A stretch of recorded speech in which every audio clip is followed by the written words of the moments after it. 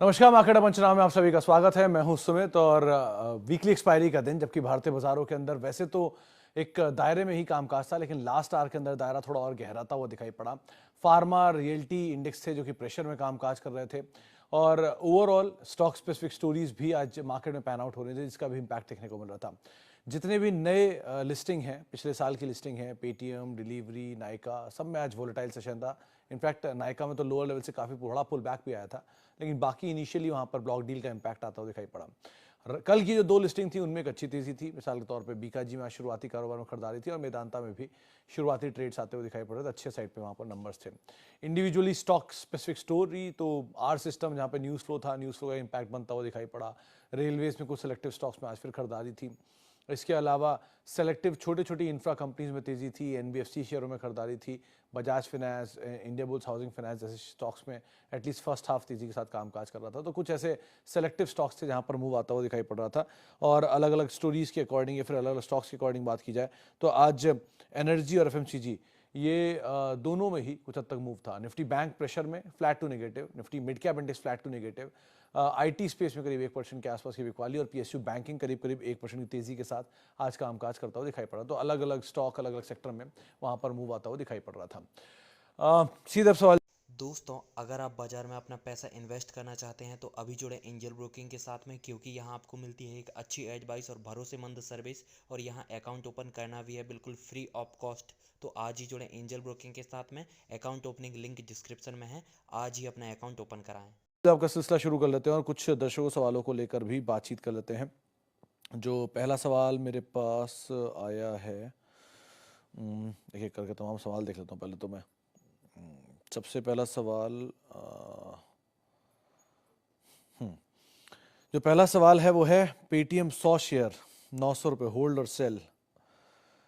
देव sir देखिए, दो चीज़ें समझ लीजिएगा। पहली चीज़, कारोबार अलग है, स्टॉक अलग है। मैं किसी कारोबार किसी स्टॉक के लिए कोई नेगेटिव नहीं हूँ, कोई एंटी नहीं हूँ। पहली चीज़, जिस कंपनी में मुनाफा है, जिस कंपनी में डिविडेंड पे ऑफ्स हैं, जो कंपनी अच्छा रिटर्न रेशियो जनरेट करती है, आप उसमें ज़रूर बने रहिए, चाहे वो कोई भी हो, एक्सवाइजी कोई भी कंपनी हो। जिस कंपनी का इक्विटी बेस बड़ा हो, जिस कंपनी में लॉस मेकिंग हो, जहाँ डेट की सिचुएशन खराब हो और जहाँ पर कंटिन्यूसली टर्मोइल्स हों और उसके बावजूद कोई मतलब प्लान ना आ रहा हो, तो वो अवॉइड करिए। पेटीएम में जैसे ही नंबर्स में टर्न अराउंड होगा, आप आराम से बने रहिए, क्योंकि नंबर्स बेटर आएंगे तो सिचुएशन बेटर होगी, स्टॉक बेटर परफॉर्म करेगा। स्टॉक फॉलो करता है नंबर्स को, नंबर्स फॉलो नहीं करते हैं स्टॉक को। सो अगर नंबर्स अच्छे आएंगे तो आप बने रहिए, नंबर्स खराब आएंगे तो आप निकल जाइए। ये दोनों का एक बेसिक कॉल है। ब्रोकरेज हाउसेस व्यूज पॉजिटिव भी रखते हैं, नेगेटिव भी रखते हैं। आज हमारे साथ एक जानकार जुड़े थे, आशीष महेश्वरी साहब, उन्होंने इसमें बाय ऑन डिप्स की रणनीति बताई है, तो आप उसके हिसाब से यहाँ पर कॉल ले सकते हैं। Okay, Bajaj Finserv for long term perspective. Santosh sir, कल ही किसी ने बोला था यहाँ पर लॉन्ग टर्म की बाय साइड पर उन्होंने रणनीति दी थी। शायद आशीष बहेती थे जिन्होंने इसमें लॉन्ग साइड की पोजीशन बोली थी कि आप लंबी अवधि के लिए बने रह सकते हैं और टाइम भी दे सकते हैं। नियर टर्म इमीडिएट रिएक्शन रहेगा, क्योंकि वो स्टॉक एडजस्टमेंट हुआ है, कॉर्पोरेट एडजस्टमेंट हुआ है, तो नियर टर्म इमीडिएट रिएक्शन की वजह से थोड़ा बहुत बज रहेगा। लेकिन एक बार वो सेटल हो जाए, डस्ट बेसिकली सेटल हो जाए, उसके बाद वापस रिएक्ट करता हुआ दिखाई पड़ेगा, तो आप उसके हिसाब से यहाँ पर कॉल लीजिएगा। लेकिन सो फार आप बने रहिए, कंपनी खराब नहीं है, पुरानी हिस्ट्री है, बढ़िया कंपनी है, प्रमोटर पुराने हैं। So as of now at least आप बने रहिए, ज़्यादा बेटर है। ओके,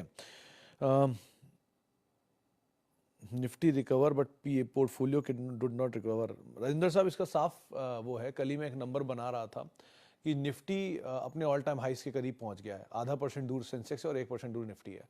लेकिन मिड कैप इंडेक्स करीब 4% दूर है अपने उन लेवल से, जो लेवल 19 तारीख को 19 अक्टूबर को 2021 में बनाए थे। वो लेवल पे निफ्टी का ऑल टाइम हाई हिट हुआ था। वहाँ से अब तक निफ्टी तो फ्लैट हो गया है, सेंसेक्स भी फ्लैट है, लेकिन मिड कैप इंडेक्स 3% दूर है और स्मॉल कैप इंडेक्स 14% दूर है। तो इस तरह का फॉल या उस तरह की रिकवरी उनमें नहीं आई है, इसीलिए आपको फ्रंटलाइन इंडेक्स में रिकवरी आते हुए दिख रही है, जिसकी वजह से index at least all time high hit कर रहा है। लेकिन स्टॉक स्पेसिफिक अप्रोच अभी भी वीक साइड पर है। हैविंग सेड दैट, ऐसा नहीं होता कि हमेशा बाजार एक साथ चले, सारे शेयर एक साथ नया ऑल टाइम हाई हिट करें या सारे शेयर एक साथ ऑल टाइम लो हिट करें। तो कभी अच्छे शेयर चलते हैं, अपने अपने शेयरों की चाल बनती रहती है, अलग अलग नंबर्स के हिसाब से, अलग अलग चीज़ों के हिसाब से। मिसाल तौर पे आज भी जब बाजार टूटा है तो नए ऑल टाइम हाईज हिट हो रहे हैं। तो आपका स्टॉक नहीं चल रहा, अलग इंडिविजुअल रीज़न हो सकता है उसमें, लेकिन क्वालिटी स्टॉक्स के साथ एटलीस्ट रहने का ये फ़ायदा है कि जब इंडेक्स अपना ऑल टाइम हाई हिट करता है तो वो भी अपने ऑल टाइम हाई मोर और लेस कर ही लेते हैं। तो स्टॉक स्पेसिफिक रीज़न हो सकता है, लेकिन यूजुअली क्योंकि इस time mid cap small cap ने उतना परफॉर्म नहीं किया, तो ये लार्जली एक रीज़न होगा जिसकी वजह से आपका पोर्टफोलियो शायद परफॉर्म नहीं कर पा रहा है। HCL 1142, Tata motor 412, united spirits 860, Medanta IPO, Bikaji IPO। Asgar साहब इतने सारे शेयर तो नहीं बोल सकता, लेकिन दो नाम मैं प्रोमिनेंटली बोल देता हूँ क्योंकि उन पे ज़्यादा सवाल आ रहे हैं। पहला यूनाइटेड स्पिरिट्स, ज़रूर आप होल्ड करिए, नीचे मिल जाए आपकी कॉस्ट के तो आप और ऐड करिए और आराम आराम से ऐड करिए, ऐसा नहीं कि आउट राइटली जंप करके ऐड करिए। लार्ज प्लेयर है, लार्जेस्ट प्लेयर है रादर अपने स्पेस में, और प्रीमियम लिकर का तो वैसे सबसे बड़ा प्लेयर है, तो उसका तो कोई मतलब ही नहीं बनता। दूसरा, कई सारे राज्यों में जहाँ पे लिकर बैन है, अगर गोइंग फॉरवर्ड वहाँ लिकर के लाइसेंसेस वापस मिलते हैं या खुलता है सिचुएशन, तो और डिमांड साइड पर एडअप होगा और सेकंड हाफ वैसे भी इनके लिए ज़्यादा बेटर होता है। मल्टीनेशनल जाइंट है, DIGO की सब्सिडरी है, तो कोई इशू नहीं है। दूसरा मेदांता, सर मेदांता केस में भी IPO आया है, तो पहला कीवर्ड तो ये कि जब तक नंबर्स नहीं आएंगे कुछ क्लैरिटी नहीं मिलेगी पहले 1 साल तक। यही सेम बीकाजी के लिए भी है। तो पहले 1 साल तक कोई भी IPO जब तक वो क्लैरिटी तब तक नहीं मिलती उस पर, जब तक आप 1 साल के नंबर्स ना देख लें, 4 क्वार्टर मिनिमम। फिर भी मेदांता और जो त्रेहन साहब हैं उनके लिए मतलब हाईएस्ट रिगार्ड्स हैं इस सेक्टर में, क्योंकि nobody is best more than doctor Trehan. So आप उनको अगर मान के आधार मान के चलेंगे तो मस्ट हैव स्टॉक है, बट वैल्यूएशन समरी भी कोई चीज़ होती है, तो इसलिए आपको थोड़ा समय और देना चाहिए। लेकिन आपको IPO के अलॉटमेंट के तो आराम से आप बने रहिए, नीचे मिल जाए तो आप फर्दर ऐड भी कर सकते हैं। हॉस्पिटल स्पेस आपके साथ होना चाहिए और उसमें Medanta is a very good company, but the thing is कि वैल्यूएशन पार्ट को आप कंसीडर कर लीजिएगा at least. Okay, bank of Baroda, federal bank, which is the best stock for long term investment? Alpesh sir, 2 bank अगर आपको सरकारी चुनने हैं तो ऑब्वियसली एक ही है SBI लॉन्ग टर्म के लिए, और अगर आपको निजी चुनने हैं तो ICICI, Axis, HDFC bank, Kotak bank, इन 4 को आप चुन सकते हैं, क्योंकि बैंक्स के साथ स्टे विद द लीडर हमेशा लगता है मेरी लिमिटेड अंडरस्टैंडिंग में, क्योंकि बाकियों में कुछ भी इश्यूज उठ सकते हैं, ये एटलीस्ट इतने बड़े हैं कि they are too big to fail वाला सिचुएशन है, और they have strong balance sheets, capital adequacy ratio अच्छे हैं इनके, वेल लिक्विड बैंक्स हैं, तो आगे चल के अगर ज़रूरत पड़ेगी तो किसी ना किसी को एक्वायर भी कर लेंगे। सो इनके लिए कोई इतना बड़ा चैलेंज भी नहीं है। तो लाइकवाइज आप इनको एक बार को देखिए, ज़्यादा बेटर है यहाँ पर, क्योंकि रिस्की बेट ज़्यादा होता है, बुक्स में पता नहीं क्या हो रहा है। सो इसलिए आप लीडर में रहिए, ज़्यादा सेफ ऑप्शन है एटलीस्ट वो आपके लिए। SBI card 1020 and Devyani case में तो सर अभी नया IPO है, तो जो हालात चल रहे हैं सारों के, delivery, Nykaa, Paytm, PB fintech, इसी ट्रेंड पे ये भी चलेगा अभी कुछ दिन, जब तक नंबर्स क्लियर नहीं होते। हालांकि पिछले क्वार्टर के नंबर अच्छे थे, तो अगर वो अच्छे नंबर्स की ट्रेजेक्ट्री मेंटेन करती है तो स्टॉक प्राइस को जरूर रिएक्ट करेगा और पॉजिटिव साइड पे चलेगा। सो आपको थोड़ा समय इसमें देना होगा। लाइक वो SBI कार्ड सर 20% के आसपास का मार्केट शेयर कमांड करता है। HDFC बैंक सबसे बड़ा प्लेयर है, उसके बाद ही आते हैं क्रेडिट कार्ड मार्केट में।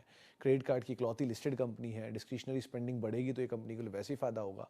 सो बैंक पीछे बैकअप भी SBI है, ब्रोकरेज हाउसेस के टारगेट भी 1400 रुपये के आसपास के हैं। सो आप अकॉर्डिंगली यहाँ पर कॉल ले सकते हैं अपनी।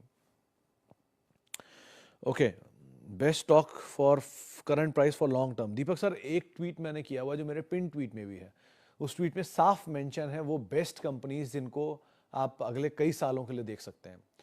क्योंकि मैं उसको पिन करके इसलिए छोड़ दिया है कि अक्सर लोग पूछते रहते हैं कि कौन से स्टॉक लेने चाहिए, बच्चों के लिए किन में पैसा डालें, उनमें सब लार्ज कैप है।